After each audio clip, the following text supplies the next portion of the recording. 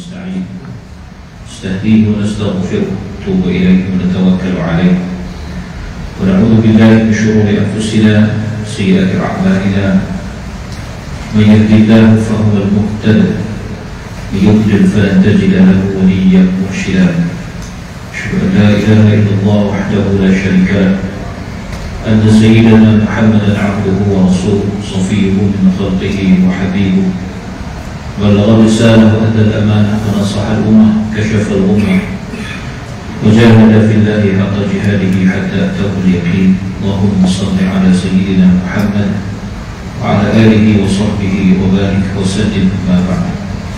Alhamdulillah, kita bersyukur kepada Allah atas segala nikmat yang Allah kurniakan kepada kita, terutama nikmat iman dan Islam.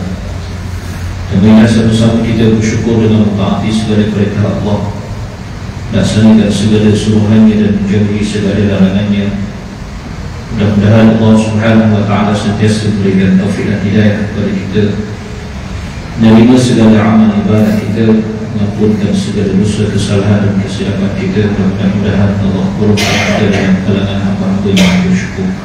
Amin ya rabbal alamin.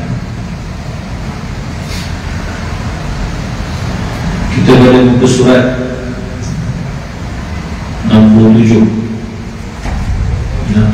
daripada kitab Ustaz Al-Arifin karya Imam Nawawi rahimahullah, dan juga diterjemahkan oleh Marhum Syekh Ahmad Fahmi Zamzam rahimahullah ta'ala wa nafa'ana bi ulumihi fi wa iyyakum fi darain amin.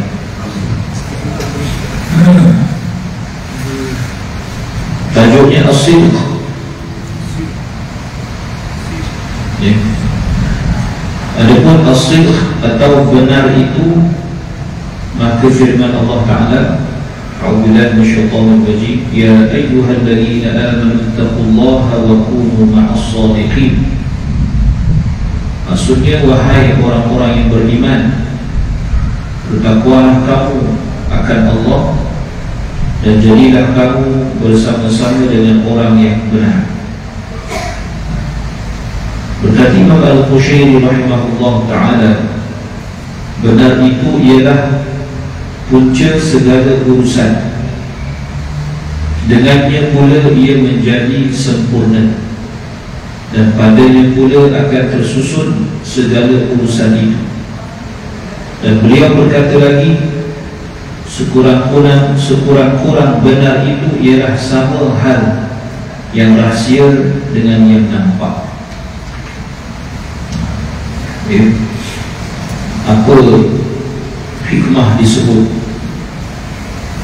ataupun digandingkan antara ikhlas dan benar pada bab yang ketiga ini, pada membicarakan tentang ikhlas dan benar.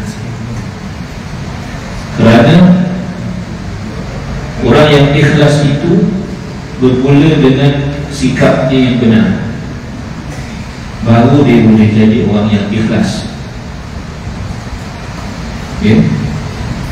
Kalau dia tak benar, maka dia tak boleh jadi ikhlas.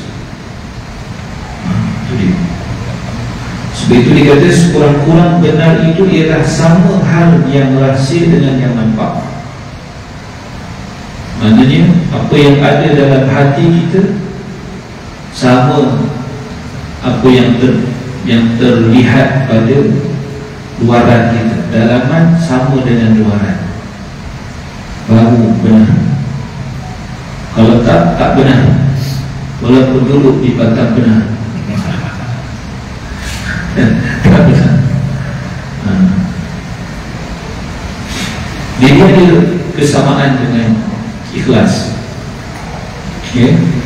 Dan berkata Sahal rahimahullah ta'ala, tidak akan mencium bau kebenaran seseorang yang menipu diri sendiri atau menipu orang lain. Sebarang bentuk penipuan, sebab benar itu lawannya dusta. Lawannya dusta, tipu. Sama ada orang itu menipu diri sendiri atau menipu orang lain. Dan berkata Ibnu rahimahullah ta'ala, kebenaran itu pedang Allah, tidak diletakkan ke atas suatu kecuali dapat dipotongnya. Maksudnya apa juga bentuk kedustaan, kepura-puraan, ya, kebatilan, maka bila berhadapan dengan yang benar, sama ada yang namanya as-sidq ataupun al-haqq, maka dia akan musnah. Sebab itu Al-Quran kata, wa qul jaa al-haqq wa zahaqa al-batil innal batila kana zahuqa. Ya, dan katakanlah ya Muhammad, telah datang kebenaran dan musnahlah kebatilan. Sesungguhnya kebatilan itu sememangnya sesuatu yang musnah.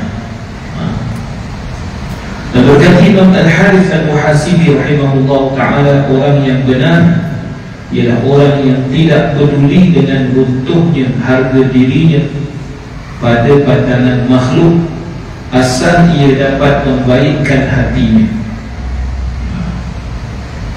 Maksudnya dia tak takut, tidak bimbang akan pandangan orang, tetapi yang dipentingkan hanyalah pandangan Allah Ta'ala.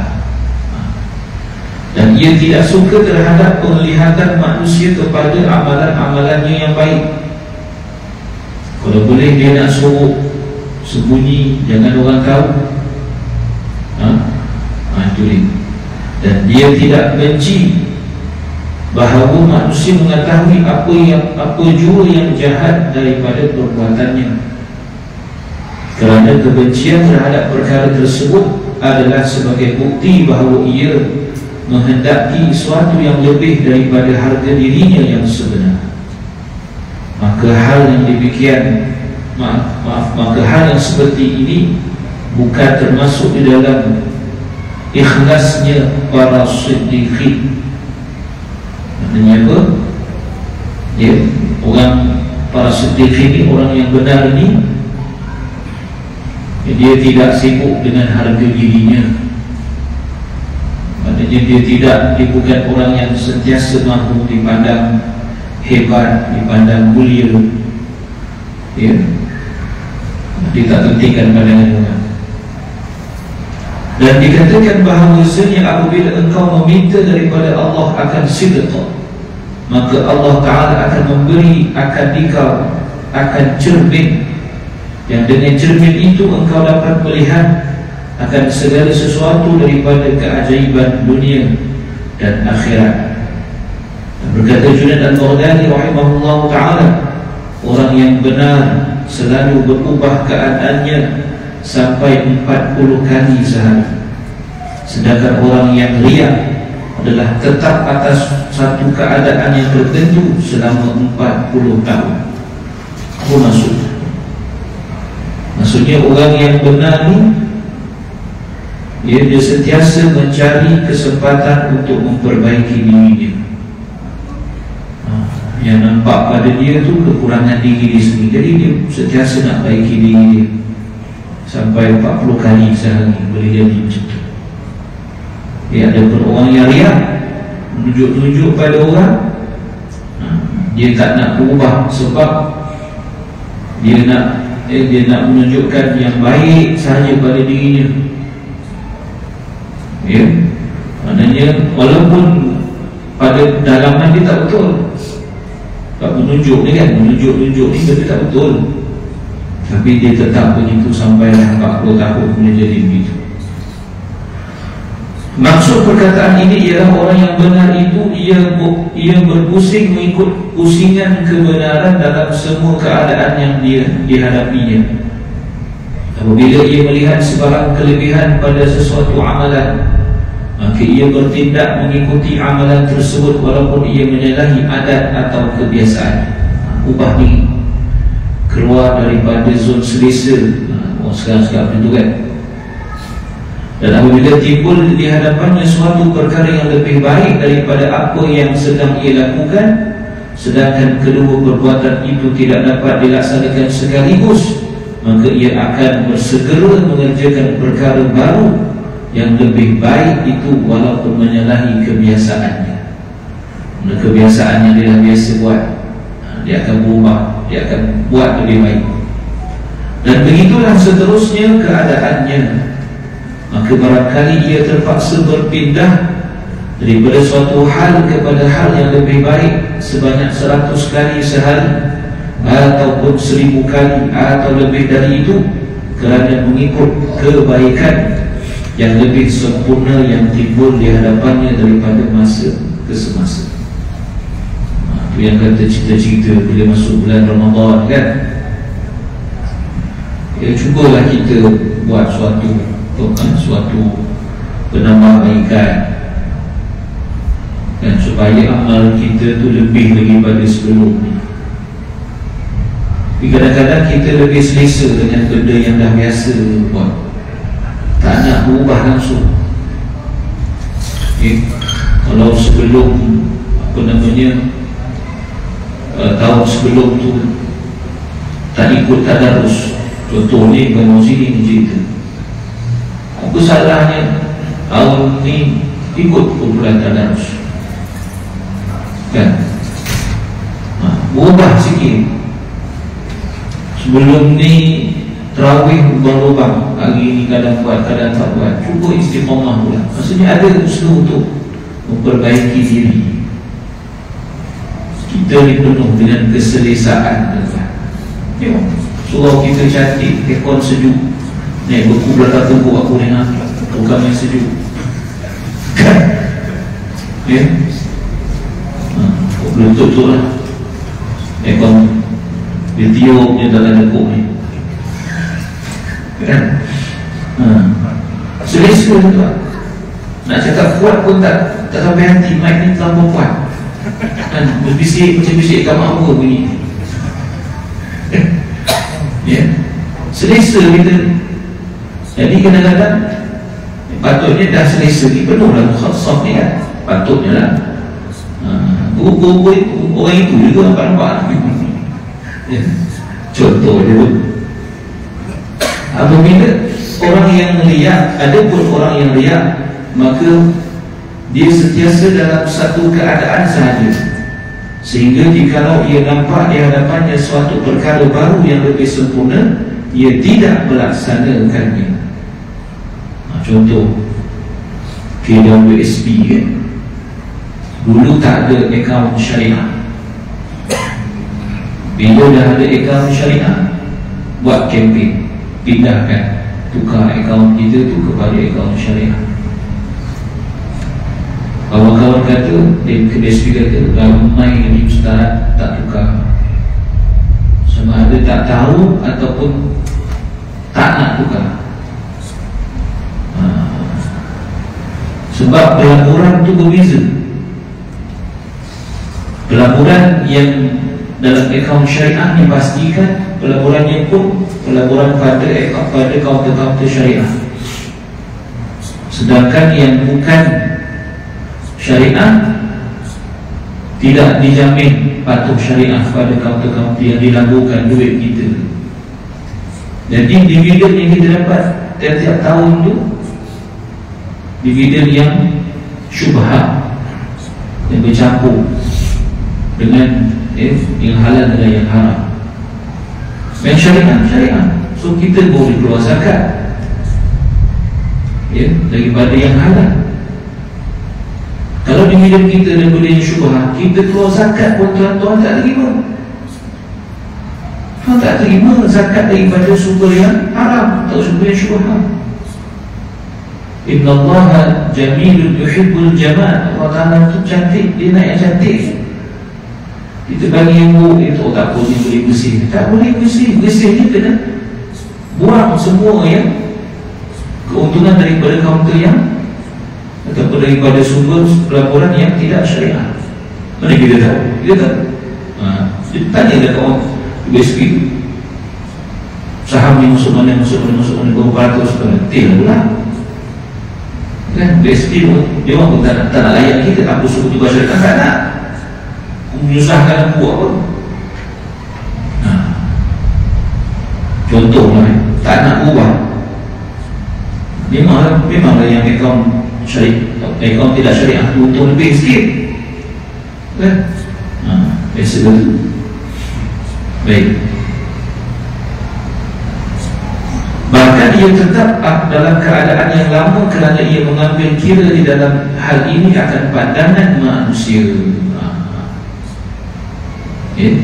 Ia bimbang jikalau bertukar keadaannya maka akan hilang pengaruhnya di hati orang ramai. Maka oleh kerana itu ia sentiasa berada dalam keadaan yang lama. Kalau berubah dalam hal sunat, ia wajib ke sunat atau sunat, baiklah, wajib dah settle, tapi nak tambah yang sunat itu boleh lagi lah. Ini dalam keadaan yang haram kepada yang halal ni bahaya. Maknanya tak nak berubah, nak terus dalam yang keadaan yang syubhat atau yang haram, tak nak cari yang halal, itu bahaya. Macam cerita artis-artis kita ni lah, dan artis Malaysia dah hidup pakai tudung, tiba-tiba buka hidup. Apa pasal? Hendak menjadi diri sendiri kan, kepada otak dia kan. Diri sendiri apa? Dia melihat tutup aurat ni apa? Macam boleh pilih nak makan nasi kerabu ke nasi dagang, nasi lemak ke. Dia bukan pilihan, dia kewajipan.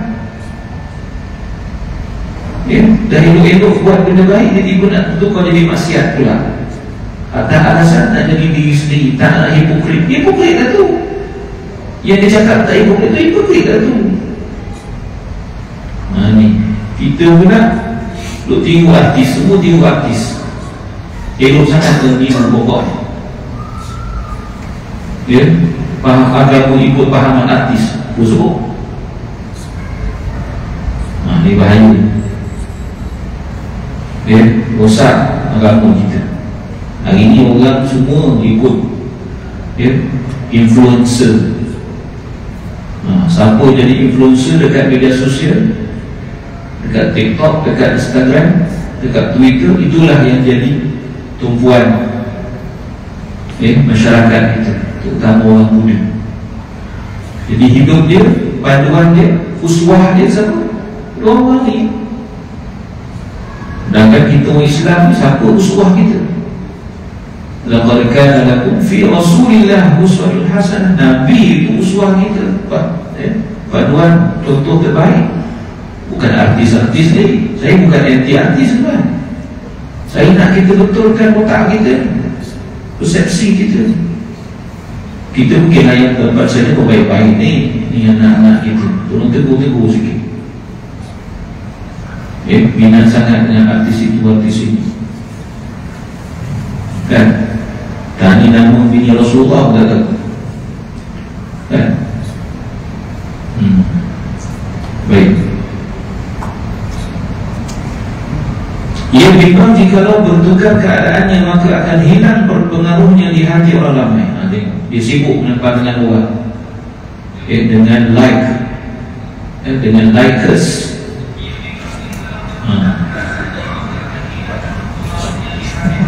dengan penyokong followers. Dia sibuk dengan benda itu. Maka oleh kerana itu ia sentiasa berada di dalam keadaan yang lama. Sedangkan orang yang benar, maka ia berharap dengan ibadahnya itu akan keredaan Allah Ta'ala. Maka ia pun berpindah dari satu keadaan kepada keadaan yang lebih baik. Itu dia, pada pandangannya, dan ia tidak perlu mengambil peduli dengan perkataan orang ramai. Apa kita nak kisah dengan orang kan? Sibuk dengan orang.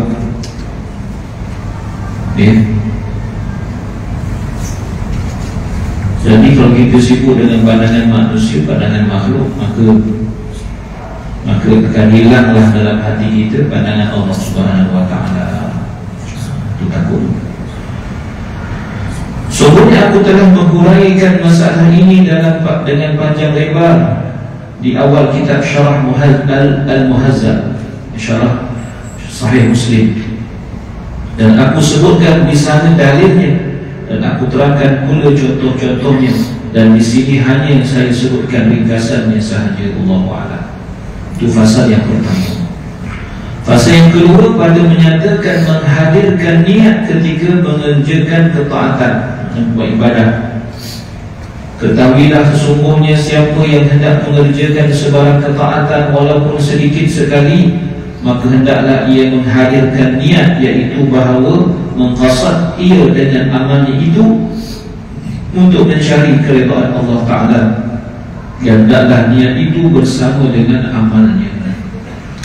Waktu niat itu maksudnya qasdus syai' muqtarinan bi fi'lih, mengqasadkan, maknanya meniatkan sesuatu yang berserta dengan perbuatannya atau perlakuannya. Sebab kita berwudu kan, berwudu, kita bila masa kita niat, sebaik saja kita letakkan air atau wajah kita, air itu sampai di muka kita, niat dalam hati, ya. Itu dia. Dan masuklah dalam hal ini semua bentuk ibadah, iaitulah sembahyang, puasa, wudu, tayammum, iktikaf, haji, zakat, sedekah, menunaikan hajat orang lain, menziarahi orang sakit, menghantar jenazah, memulakan salam, menjawab salam, menjawab orang yang bersih, mengingkari kemungkaran, menyuruh kebaikan, menyuruh dengan kebaikan, memperkenankan jemputan, menghadiri majlis-majlis ilmu dan majlis zikir, menziarahi para ulama, memberi nafkah kepada keluarga, memuliakan tetamu, memuliakan sahabat-sahabat yang dicintai, menghubungkan silaturahim, bermuzakarah ilmu, semua diberi contoh, berbincang ilmu, mengulang kaji, mengajar, belajar, memutalaah, tolaah ni membaca kitab, menulis, mengarang, memberi fatwa, dan seterusnya, sehingga perlu ia berniat apabila ia hendak makan, minum dan tidur. Maka hendaklah ia berniat pada demikian itu untuk menguatkan badan atau merehatkannya supaya ia lebih cergas lagi selepas makan atau berehat tersebut. Putih kata intention, ya. Begitu pula hanya apabila ia berkehendak untuk menjima isterinya, maka hendaklah ia juga berniat untuk mengekang nafsunya dan memelihara dirinya daripada terjerumus ke dalam perkara yang haram atau memikirkannya. Termasuk sampai begitu kan? Sebab tu ada doa, kan? Ada doa yang bila kita mendatangi isteri kita, kan? Siapa yang dah lupa doa tu pada lama sangat tu, kan? Rasa-rasa nak amal doa tu cocok lah, kan? Carilah berganti. Sekian, terima kasih. Dah lupa doa Ustaz, dah lama honat, katakan. Ya tak? Maka sesiapa yang tidak berniat pada segala perbuatan ini, maka pasti ia terluput daripada mendapatkan pahala yang sangat besar. Contoh yang paling mudahlah, kan? Katalah contoh kita nak mandi wajib pagi itu. Pagi itu nak mandi wajib. Jangan tanya sebab apa mandi wajib, takkan tak faham. Jadi mandi wajib pagi itu, kita terlupa yang kita ni berhadas besar. Ataupun kita ingat, oh nak mandi wajib, kita masuk bilik air, tengah gosok gigi terlupa, so gigi kan, lepas tu kita buka air kita terlupa yang kita ni nak mandi wajib. Kita mandi kita besok sabun, tengah sabun teringat, aku tadi nak mandi wajib. Kira yang tadi sama lah, tak boleh, kan? Maknanya kena niat lain, mandi lain. Yang tadi tu tak apa lah, tak payahlah ambil koringkan dengan tawar balik, tak payah. Maknanya niat dalam hati kita mandi ni kerana mandi hadas, bukan mandi besok, kan? Ada air lepas itu dia mandi wajib lah. Kan? Yang ambil kan terlupa. Ada seorang kawan saya terlupa. Tengah jadi imam subuh, dia ingat. Betul cerita ni. Kacau kan? Itu agak ada lama tu. Dan terlupa. Yang dia kerja. Ya. Maka sesiapa yang tidak berniat pada segala perbuatan ini, maka sepasti ia terluput daripada mendapatkan pahala yang sangat besar. Dan dalil yang menunjukkan perlunya niat dalam segala perbuatan ini adalah hadis innamal a'malu binniyat. Maksudnya sungguhnya segala amalan itu diberi ganjarannya mengikut niat. Maka hendaklah ia sentiasa berdoa kepada Allah supaya kita diberi taufik dan hidayah untuk berbuat demikian. Waktu penting niat ni, tentu aja masih tak faham. Oh, niat usalli tadi, usalli tu niat, itu bukan niat. Usalli itu lafaz niat, nak bantu kita supaya niat tu dihadirkan ketika kita buat perbuatan, kita memulakan perbuatan itu. Ustaz baca usalli pun tak ada masalah, terus Allahu Akbar. Tapi ketika Allahu Akbar tu kita niat, tak payah usalli pun kita boleh niat, tak ada masalah, boleh. Usalli hanya untuk memimpin hati kita supaya kita tak reka, supaya kita memang betul-betul nak solat, pimpin hati itu sebenarnya. Perkataan para ulama pada masalah niat, dia kata, berkata para ulama ahli bahasa, ahli fiqah dan ahli usul fiqah, perkataan innama adalah suatu perkataan yang digunakan untuk al-hasru, iaitu menghinggakan sesuatu pekerjaan dan menafikan yang lain daripada itu. Ya, maknanya apa? Al-hasru ni, innama maknanya kalau kita terjemah dalam bahasa kita, dia kata hanya sanya. Maksudnya apa? Selepas perkataan innama tu, dia bracket, dia akan kawal semua benda yang disebut lepas itu. Maknanya tak terkeluar daripada itu. Hanya saja surau ini untuk karya PCH, contoh orang lain tak boleh campur. Ni khayangan punya surau. Contoh, hanya saja meja kuliah ini untuk surau Al-Falaq. Jangan ada orang pinjam tak tahu malu, contoh, tak boleh bagi orang lain. Hanya saja maksudnya dia menutup ruang-ruang untuk dikeluarkan daripada ini. Yes. Tentulah. Eksklusif, betul.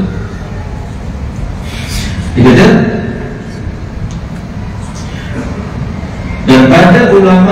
dan para ulama juga ada berkata, telah sampai kepada kami perkataan Imam Abu Yahya Habib bin Abi Thabit radhiyallahu anhu, mufti Kufah, yang merupakan seorang tokoh yang sangat pakar dan disepakati oleh ulama akan kedalaman ilmunya, yaitu ketika beliau ditanya tentang apakah amalan yang paling susah sekali untuk dilaksanakan, lalu beliau menjawab, amalan itu ialah menghadirkan niat di dalam hati. Tak senang tuan. Jelas niat tu kalau kita sedar untuk betul, kita hadirkan dalam hati yang kita buat ini sebagai satu ibadah, kan? Tapi nak jaga kualiti niat tu, itu yang susah. Sebab dalam niat tu ada kita sebut lillahi ta'ala, nawaitu al-umrata wa ahramtu biha lillahi ta'ala, nawaitu al-hajja wa ahramtu bihi lillahi ta'ala, usalli fardhu al-maghribi lillahi ta'ala. Yang awal tu senang, boleh ingat. Yang ujung tu lillahi ta'ala, maksud lillahi ta'ala tu yang tidak semudah yang kita sangka. kan? Itu dia kata susah niat. Dan berkata Yazid bin Harun rahimahullah ta'ala, tidak susah niat itu kecuali kerana sangat mulianya dan sangat pentingnya niat. Dan berkata Ibnu Abbas radhiyallahu anhu, hanya saja dijaga nama baik seorang itu mengikut niatnya. Dan berkata ulama yang lain pula, hanya saja diberi seseorang itu mengikut niatnya. Betul? Pahala kita tu berbeza mengikut niat kita. Daripada niat tu dah berbeza dah markah kita dalam amal ibadah. Amal ibadah kita ni markah tak sama kan? Tak semesti imam duduk depan markah dia penuh, tak semesti makmum markah dia kurang. Sudah silat markah lagi banyak daripada markah imam. Sebab apa? Imam ada riak dalam hati. Contoh kan, baca solat sikit, solat dan baca orang nyanyi, mesti ada orang menangis belakang. Solat betul-betul dia puji diri sendiri kan. Makmum tak ada cakap benda tu, makmum tu menyampaikan, dia tak ada puji siapa. Markah makmum sembahyang lagi tinggi daripada markah imam. Jadi sifat markah imam kosong, dah riak muncul. Kan? Setiap markah saya mengajar tak semesti pergi tinggi markah dia tuan. Betul, markah banyak agak belum tentu kan. Itu dia. Baik, dia kata, dan berkata Imam Syafi'i rahimahullah ta'ala, aku bercita-cita bahawa orang ramai mengambil ilmu ini, iaitu ilmu fiqh, daripadaku, sedangkan mereka tidak menyadarkan satu huruf pun daripadanya kepadaku. Maknanya Imam Syafi'i kata, walaupun orang ramai belajar dengan aku, tapi dia tidak, maksudnya dia tidak nak dipuji atau diberikan kemuliaan dengan ilmu yang dipelajari oleh orang lain dari Nabi. Sebab itu kadang-kadang kalau kita tak jaga hati sebagai guru, dan lagi sebagai guru yang ramai murid, lepas tu guru yang ada TikTok pula, orang tengok, orang like, orang puji, orang share, pengikutnya Masya Allah jutaan pengikut. Lagi kalau dia berniat kan? Jadi kadang-kadang tertipu dengan pujaan dan pujian orang. Kita rasa kita hebat, tiba-tiba satu hari kita buat silap, ada orang tegur, macam aku ni glamour, ustaz, selebriti, ustaz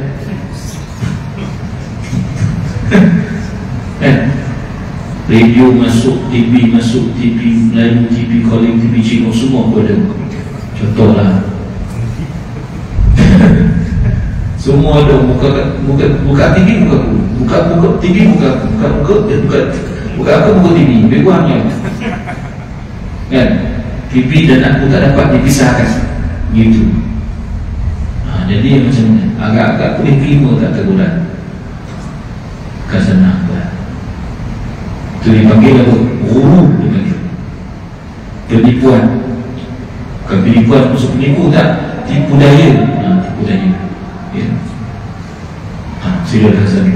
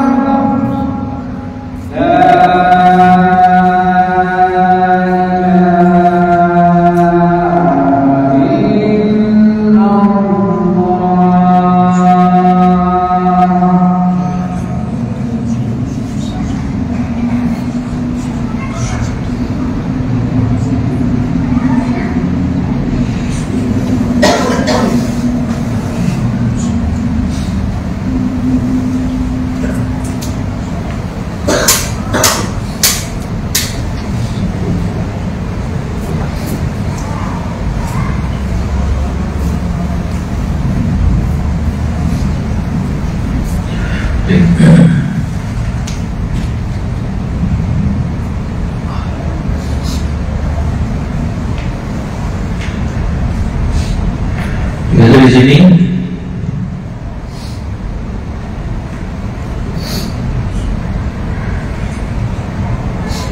dan berkata Imam Syafi'i rahimahullah ta'ala, aku tidak bermunazarah ni maknanya berdebat, berbahas dengan akan seseorang dengan niat untuk mengalahkannya. Tetapi aku berkehendak bila aku bermunazarah dengan seseorang bahawa kebenaran itu nampak pada sisinya. Nabi Syafi'i kata, biarlah orang yang aku berdebat dengan dia tu betul-betul tu ada kat dia. Tak jadi masalah. Tak semesti aku je betul. Begitu. Itu ni sifat tawaduk tu. Dan beliau itu berkata, aku tidak akan bercakap dengan seorang kecuali aku berkehendak bahawa adalah sentiasa ia mendapat taufik dan kebenaran serta diperbantukan dan mendapat pemeliharaan daripada Allah Ta'ala. Maknanya berdebat bukan untuk bergaduh, ya, untuk menang hujah, tidak. Berdebat untuk mencari kebenaran. Kalaupun kebenaran itu ada pada kedua-dua, maka tak apa, kan? Kita cakap betul, dia cakap betul-betul, so tak apa, walaupun berbeza, walaupun berbeza. Itu dipanggil adabul ikhtilaf, adab dalam berbeza pandangan. Yang dicari ialah kebenaran. Kalau kebenaran itu ada pada kedua-dua pihak, maka terima dulu. Maka kalau salah satu, maka yang tadi terima juga. Ya, yang kebenaran itu berpihak pada lawan. Itu ni. Baru cantik perdebatan tu. Kalau berbahas sekadar nak puaskan hati penonton, nak bagi orang sorak-sorak, kita bayar, kan? Ya. Dan berkata Imam Abu Yusuf, murid kepada Imam Abu Hanifah rahimahumullah, berkehendaklah kamu dengan ilmu itu akan Allah Ta'ala, ya, kerana sungguhnya aku tidak duduk dalam sebuah majlis yang aku berniat padanya untuk berlaku tawaduk, kecuali aku telah mengatasi ahli majlis itu sebelum aku berdiri daripada mereka. Dan aku tidak duduk dalam sebuah majlis yang aku berniat padanya untuk mengatasi mereka, kecuali terbuka segala kelemahan. Ada yang dipentingkan bukan image, ya, bukan pandangan manusia pada diri, bukan. So jauhlah daripada sifat ujub, sifat riya, kan? Sebab yang dipentingkan ialah tawaduk itu. Ini hati-hati yang murni tuan. Ini hati-hati para ulama yang mana mereka benar-benar beramal dengan apa yang mereka ajar kepada orang lain. Itu dia kelebihan yang Allah Ta'ala beri. Man 'amila bima 'alima awathabullahu ma lam ya'lam. Barang siapa yang beramal dengan apa yang ia tahu, maka Allah akan kurniakan, wariskan baginya ilmu yang ia tidak tahu. Itu dia. Kita ni tahu banyak, amalnya sikit, kan? Terbalik. Pasal yang ketiga, pada menyatakan bahawasanya niat adalah yang menentukan balasan kebaikan atau kejahatan. Seperti yang disebutkan di dalam hadis yang sahih bahawa Rasulullah sallallahu alaihi wasallam pernah bersabda, "Inna Allah Ta'ala kataba al-hasanati was-sayyi'at, faman hamma bihasanatin falam ya'malha katabaha Allah 'indahu hasanatan kamilah, wa in hamma biha fa'amilaha katabaha Allah 'ashra hasanatin ila 700 dha'fin ila adha'afin katsirah." Ini rahmat Allah. Sungguhnya Allah Ta'ala menulis akan segala kebaikan dan kejahatan. Ini dicatat, direkodkan. Maka barang siapa yang bercita-cita dengan suatu kebaikan, lalu ia tidak dapat melaksanakannya, niat ada tapi tak dapat nak buat, nescaya ditulis oleh Allah baginya satu kebaikan yang sempurna. Kan? Niat nak kahwin dua, nak amal sunnah, tapi tak berani buat. Dapat pahala tak? Tak pahala. Jadi kita ni makan pahala niat dah. Sampai rasa nak makan lobek, silo lah. Janganlah diajak-ajak. Dia saya minta izin dah rumah saya. Abang nak makan pahala niat boleh? Boleh, tak apa. Menurut kan satu hari Tuhan makbulkan niat tu. Dan barang siapa yang bercita-cita dengan satu kebaikan lalu ia dapat melaksanakannya, nescaya Allah menulis di sisinya 10 kebaikan sehingga kepada 700 kali ganda, dan sampai kepada ganda yang sangat banyak. Betul ya? Kalau tak buat, dapat pahala. Niat nak buat tapi tak buat, tak dapat, sebab ada halangan, ada keuzuran dan sebagainya. Tapi kalau buat, berjaya dapat 10 kali ganda sampai 700 kali ganda. Ini kata kasih sayang dan rahmat Allah. Dan telah disebutkan pula dalam hadis yang sahih bahawa Rasulullah SAW pernah bersabda tentang sepasukan tentera yang menuju ke Makkah untuk menghancurkan Kaabah. Lalu mereka yukhsafu bi awwalihim wa akhirihim, artinya ditenggelamkan masuk ke dalam bumi mulai daripada barisan hadapan sampai ke barisan akhir mereka. Ini tentera Abraha kan, yakni keseluruhan mereka. Lalu Aisyah radhiyallahu anha bertanya, wahai Rasulullah, bagaimana mereka dibinasakan secara keseluruhan sedangkan ada di antara mereka orang yang sebenarnya tidak berdosa? Maka Nabi SAW bersabda, yukhsafu bi awwalihim wa akhirihim thumma yub'athuna ala niyyatihim. Berarti tentera ini dibinasakan secara keseluruhan, kemudian pada hari kiamat nanti mereka akan dibangkitkan mengikut niat mereka masing-masing. Ini dalam hal bala, ya. Contoh macam apa jugalah kes-kes, kan, macam tsunami contohnya, kena pada semua. Orang baik pun kena, orang tak baik pun kena. Tapi di sisi Allah mereka akan dibezakan. Cara mati mungkin sama dengan kena banjir ke kan, tsunami tu, tapi mereka dibezakan oleh Allah Ta'ala. Kata dibangkitkan mengikut niat mereka masing-masing, ikut keadaan mereka. Kalau baik maka baiklah, Itu sebaliknya. Dan telah sabit pula di dalam hadis Bukhari dan Muslim daripada Ibn Abbas radhiyallahu anhuma bahawasanya Rasulullah sallallahu alaihi wasallam bersabda, la hijrata ba'da al-fath walakin jihadun wa niyyah. Artinya tidak ada hijrah lagi sesudah Fathu Makkah. Lepas bukan kota Makkah tidak ada hijrah lagi, tetapi yang ada hanyalah jihad dan niat. Para ulama berbeza pendapat di dalam menguraikan hadis ini. Ada yang berkata bahawa tidak ada hijrah lagi dari Mekah ke Madinah selepas Fathu Makkah, kerana Mekah telah menjadi Darul Islam, negeri Islam. Dan ada pula berkata tidak ada hijrah yang sempurna selepas Fathu Makkah, seperti halnya sebelum Fathu Makkah. Itu ada perbezaan pandangan dalam kalangan ulama. Adapun hijrah dari negeri kafir pada hari ini, maka hukumnya adalah wajib yang sangat pasti ke atas setiap orang yang berkuasa berbuat demikian. Kenapa? Wajib pindah daripada negeri kafir yang menghalang kita untuk menyembah Allah kepada tempat lain, ya.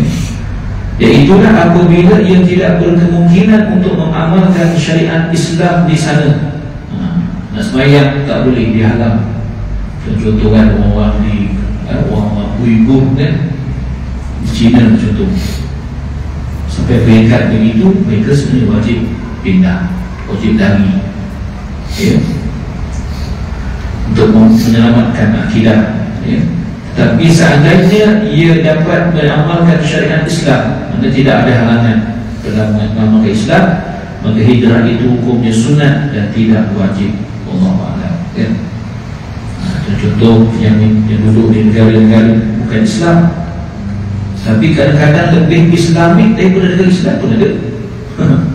Ya, ya, lebih Islamik, lebih seolah-olah mengamalkan Islam walaupun dia bukan Islam. Dari sudut etika kerjanya, ya, keadilan sosialnya ada. Kaum ini yang kerja di New Zealand contohnya, ada ceritalah tu, ya. Jadi mereka lebih selesa duduk di sana, lebih seronok duduk di sana, lebih tenang duduk di sana dalam komuniti Islam, komuniti orang Islam, lebih aktif, lebih meraihkan kepelbagaian.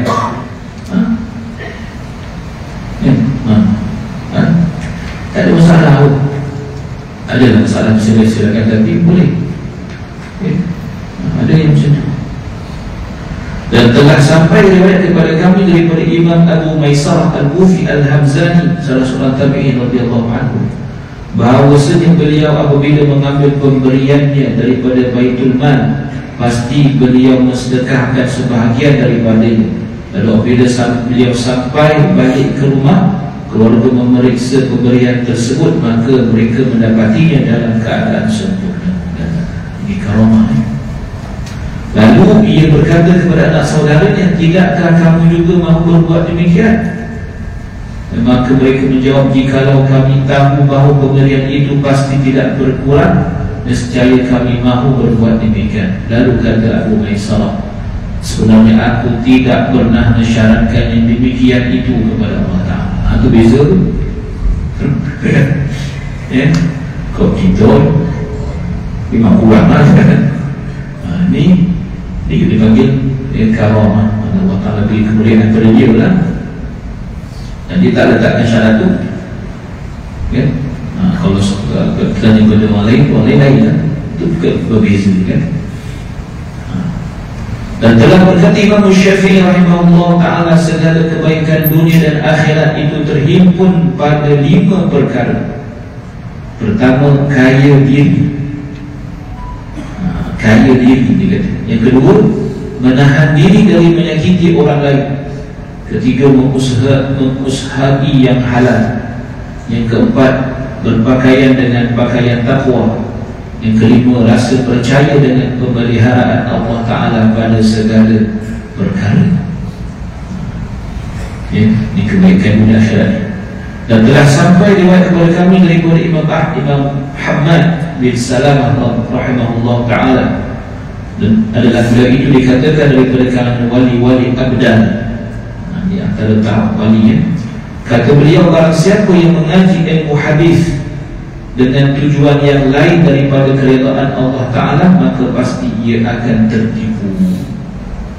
Ini cerita keikhlasan dalam menuntut ilmu, keikhlasan dalam menuntut ilmu, bukan menuntut ilmu kerana nak pandai, nak dilihat sebagai orang yang pandai, untuk mendatangkan kekaguman manusia, untuk boleh berdebat dengan orang-orang yang bodoh atau orang tak ada ilmu, orang jahil, untuk berbangga dalam kalangan ulama. Oh, aku pun pandai juga, aku pun ulama juga, aku pun orang alim juga. Habis,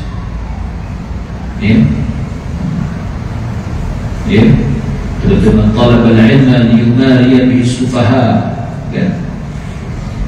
Untuk berdebat dengan orang jahil, ya, untuk berbangga liyubahiya bihi ulama wa yasrifa wujuhan nas ilaihi, untuk mengalihkan pandangan orang supaya tengok pada dia. Semua itu akan mendapat laknat daripada Allah Ta'ala.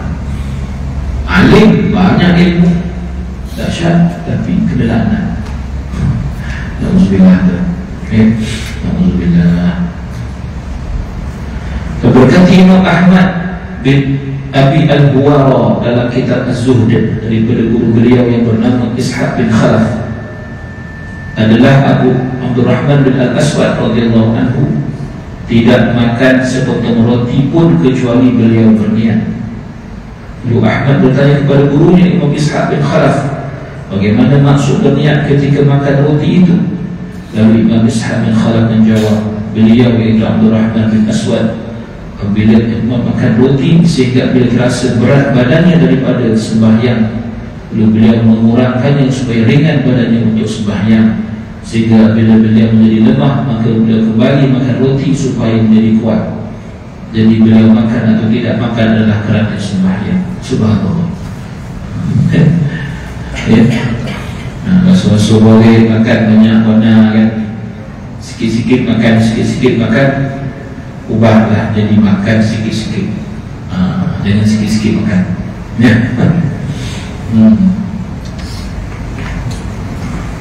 Ini sekarang macam-macam pula makanan. Kita orang Malaysia ni obses dengan makanan, kan? Orang putih pun ni tengok itu makan itu di Malaysia, kan? Kita tengok satu video tu, orang putih kata orang Malaysia ni obses dengan makanan, ya? Dan mereka bila berbual sama mereka akan tanya makanan tu, itu dulu dah makan belum? Kan? Kita jumpa orang kan, makan belum? Makan tanya sihat ke dia? Tak makan, makan tu, kan? Kuliah ada makan tak? Contoh ya. Kuliah semua ada makan tak? Tak cukup makanan. Dan terpaksa orang tambah lagi, alhamdulillah, ya. Cuba tertengah tu, pagi ni kuliah subuh makanan tak ada, sarapan tak ada, agak esok tak lah, tengok, cuba tu, kan.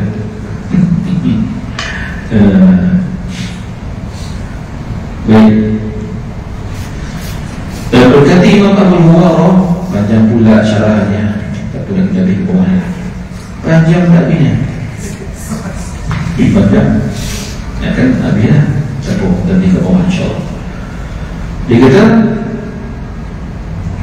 aku pernah mendengar Imam Abu Sulaiman Ad-Darani rahimahullah ta'ala berkata, bermuamalah kamu dengan Allah dengan hati kamu. Ini bermakna hendaklah kamu menyucikan hati-hati kamu dan membersihkannya daripada sebarang kotoran, dan jangan kamu mencederakan sesuatu daripada amalan-amalan zahir, ya. Jadi sebab itu kita ni ialah bukan setakat beribadah, ya, melaksanakan ibadah satu, tapi nak menjaga kualiti ibadah. Dan kualiti ibadah itu sangat bergantung kepada perbuatan ataupun kondisi hati kita, termasuk niat. Ya, bukan senang buat Allah Ta'ala uji macam-macam, kan? Jadi masing-masing dengan ujian masing-masing. Kita kena sedarlah, insaf. Dan berkata Imam Abu Sulaiman Ad-Darani rahimahullah ta'ala, yang beliau nakalkan daripada berkata Fudail bin Iyad radhiyallahu anhu, katanya, sebenarnya tidak sampai orang yang sampai di kalangan kami dengan sebab banyak sembahyang atau puasa. Sampai ni apa? Sampai pada tahap kekasih Allah. Tapi mereka sampai dengan sebab murahnya diri, lapang dada dan memberi nasihat bagi umat. Itu dia. Maknanya banyak benda yang perlu dilihat. Ini bukan sahaja pada amal ibadah, tapi juga pada akhlak. Akhlak kita pada dengan manusia, dan pastilah akhlak dengan Allah Ta'ala. Dan berkata Imam Asy-Syafi'i rahimahullah, sesiapa yang mahu diqadakkan, diputuskan oleh Allah Ta'ala baginya dengan segala kebaikan, maka hendaklah ia berbaik sangka dengan orang lain. Payah. Nak baik sangka dengan orang lain, kan? Yalah, kalau jumpa orang baik-baik tak apa. Salah kita hidup ni bukan sentiasa berjumpa dengan orang yang baik. Kita juga akan ditakdirkan berjumpa dengan pelbagai jenis orang, manusia. Ketika itu kita akan tercabar. Dan kita jumpa bukan dengan orang yang semua orang buat baik dengan kita. Ada orang buat jahat dengan kita. Macam mana kita nak buat? Itu cabaran. Ya. Dan telah diriwayatkan oleh guru kami Imam Al-Hafidh Abu Baqa rahimahullah ta'ala daripada Abu Qabisah, beliau berkata, aku bermimpi melihat Imam Sufyan Ats-Tsauri, lalu aku berkata kepadanya, apa yang dibuat oleh Allah bagi engkau?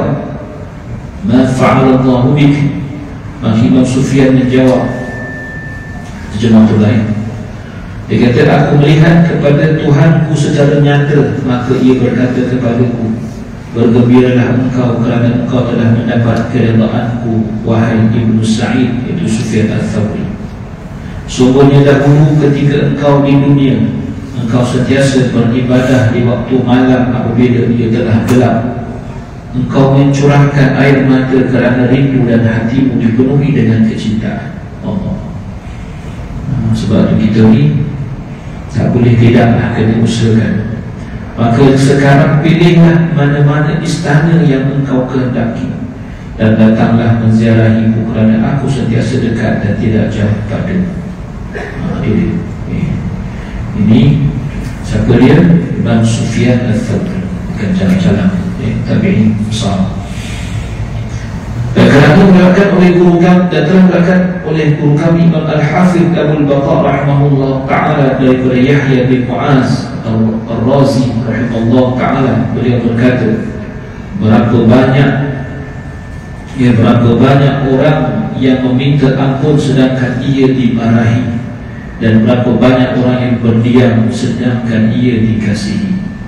Maksudnya orang yang pertama ialah orang yang beristighfar tetapi hatinya lalai. Istighfar tapi hati kita lalai. Dan orang yang kedua ialah orang yang berdiam tetapi hatinya mengingati Allah Ta'ala. Sebab tu kadang-kadang istighfar kita tu perlu kita beristighfar atas istighfar itu. Kerana barangkali istighfar kita yang pertama itu tak bernilai. Sebab apa tak bernilai? Hati kita lalai. Sebab apa tak bernilai? Kita mungkin ada rasa ujub, ada rasa hebat dan sebagainya. Lalu kita kena beristighfar atas yang tadi. Sebab tu ada istighfar atas istighfar. Dan Hasan Al-Wa'iz, sesiapa keluar mencari ilmu dan ia berniat akan mengamalkan dengan ilmunya, nescaya ilmunya akan memberi manfaat akan dia, walaupun hanya sedikit ilmu yang dicapai. Niat untuk amal, InsyaAllah ya, akan ada benda yang dibawa bekal, InsyaAllah. Kalau niat hanya nak niat nak menghabiskan masa antara maghrib isya, tak ada. Alah nak balik dua alah. Takut kelabi Ustaz. Kan tak boleh kelabi kan. Dan berkata Abu Abdullah bin Atha rahimahullah ta'ala, ilmu itu terhenti di atas amal, dan amal itu terhenti. Mana terhenti itu maksudnya bergantung di atas ikhlas. Dan ikhlas kerana Allah Ta'ala itu akan membuahkan faham apa-apa yang dikehendaki oleh Allah Ta'ala. Maka memahami apa-apa yang dikehendaki oleh Allah Ta'ala itulah yang dinamakan ilmu yang bermanfaat. Kerana kefahaman itu adalah kurniaan Allah. Ya, saya bercakap sama, semua orang sama. Tapi yang faham tak faham itu rezeki tuan-tuan masing-masing. Ada orang cakap sekali faham, terus faham. Ada orang cakap banyak kali pun tak faham-faham, tak ada lagi kan? Ya. Ini sama dengan berkata Imam Syafi'i rahimahullah, bukanlah ilmu itu sesuatu yang dihafaz sahaja, tetapi ilmu itu sebenarnya apa-apa yang memberi manfaat. Dan telah diriwayatkan kami oleh Imam Al-Hafiz Abu Al-Baqa rahimahullah ta'ala daripada Qasim Al-Ju'i radhiyallahu ta'ala anhu, agama itu ialah wara', dan seafdal-afdal ibadah itu ialah melawan nafsu untuk beribadah di waktu malam, dan sebaik-baik jalan ke syurga ialah dada yang lapang. Syukur tuan-tuan, insyaAllah kita sambung lagi pada pertemuan yang akan datang, insyaAllah. Jadi kalau kita tengok perbahasan kitab ini, semakin kita daripada awal itu, so dia punya huraiannya saya lihat berbeza dengan kitab syarah yang lain Imam Nawawi, kerana dia lebih menyentuh tentang kerjaan hati, atau tentang tazkiyatun nafs, tentang a'malul qulub, kerja-kerja hati. Jadi maknanya dia ada satu sudut atau satu perspektif yang tersendiri dalam hal beramal ibadah. Kita bukan sahaja nak dapatkan semangat untuk beribadah, kesaan, dorongan untuk beribadah, tapi juga dorongan untuk memperbaiki ibadah. Kan alang-alang kita salatlah dengan sempurna. Alang-alang kita berpuasa, kita bersedekah, buatlah sehabis baiknya mungkin. Adapun balasan, ganjaran, pahala itu serahkan pada Allah. Kita usaha sedaya upaya insyaAllah, dan Allah pandang akan usaha setiap hamba itu insyaAllah. Qul hadza wa astaghfirullahal azim li wa lakum. Assalamualaikum warahmatullahi wabarakatuh. Bismillahirrahmanirrahim. Alhamdulillahirabbil alamin, wassalatu wassalamu ala asyrafil mursalin sayyidina Muhammadin wa ala alihi wa sahbihi ajma'in. Allahumma 'allimna ma yanfa'una wanfa'na bima 'allamtana wa zidna 'ilma. Allahumma shrah bil Qur'anil 'azim sudurana wa 'azim bihi wujuhana wa hasib bihi akhlaqana wa wasi' bihi arzaqana wa nawwir bihi qulubana wa quburana ya Allah ya Arhamar Rahimin. Allahumma faqihna fid din wa 'allimna ta'wil واهدنا الصراط المستقيم صراط الذين أنعمت عليهم من النبيين والصديقين والشهداء والصالحين. ربنا آتنا في الدنيا حسنة وفي الآخرة حسنة وقنا عذاب النار. وصلى الله على سيدنا محمد وعلى آله وصحبه وسلم. الحمد لله رب العالمين. قول الله.